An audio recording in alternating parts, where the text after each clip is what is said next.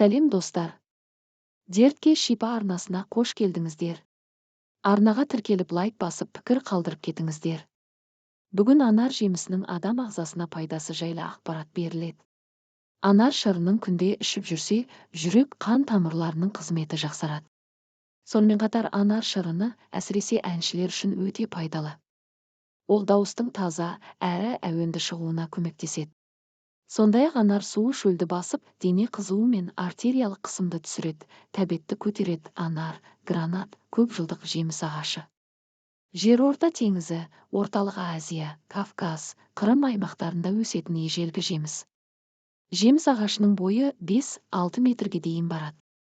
80 жылға дейін, кейде одан да көп өмір сүреді, 3-4 жастан кейін жеміс береді. Жемісін жерге түсірмей тұрып алады. Сәуір айында гүлдеп, күзде жемісін береді. Анардың шырыны мен қабығын медицинада көптеген ауруға қарсы қолданады. Анар шырыны қаназдылыққа қарсы жақсы ем. Оның құрамы қант, таниндерге, сидруменіне бай. Анар шырының күнде ішіп жүрсе, жүрек қан тамырларының қызметі жақсарады. Сонымен қатар анар шырыны әсіресе әншілер үшін өте пайдалы.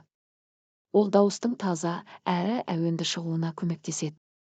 Сондай-ақ анар суы шөлді басып, дене қызуы мен артериялық қысымды түсіреді, тәбетті көтереді.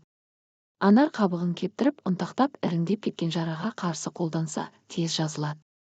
Және анардың бір ас қасық ұнтағына бір ас қасық бал қосып жазылмай жүрген жараға жағуға болады. Анардың гүлін жинап кептіріп, ұнтақтап, бір шай қасықты алып, жарты литр суға салып, ауызды, тамақты шайып жүрсе, баспа ауруын кетіріп, тіс еттері жетіле түседі. Анар жемісі өте көп дәрумендер мен минералдарға бай. Ол ағзаның жақсы дұрыс істеуіне ықпал етеді.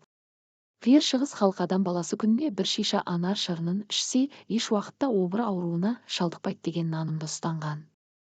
Уақыт өте келе, анардың зиянды ісікке төтеп беретін күші бар екенін ғалымдар дәлелдеген. Анар жидегінің құрамында А, С, Е дәрумендер мен калий, йод, темір, кремний, кальций сияқты минералды заттар бар.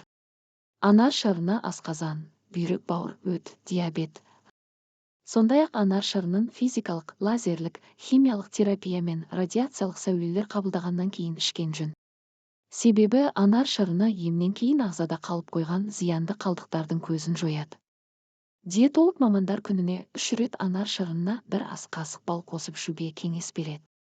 Бұл гематеросклероз, анемия, жүрек ауруларының алдын алып, иммунитетті күшейтеді. Алайда ағзасында қышқыл мөлшері шамадан көп жандарға анар шырынын пайдалануға мүлдем болмайды. Анар құрамындағы С дәрумені ағзаны сыртқы орта әсерінен қорғайды.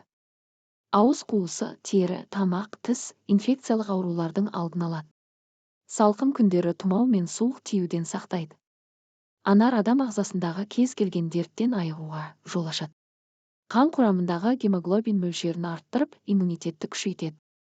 Міне анар жемісінің пайдасы жайлы ақпарат берілді. Арнаға тіркеліп лайк басып пікір қалдырып кетіңіздер достар.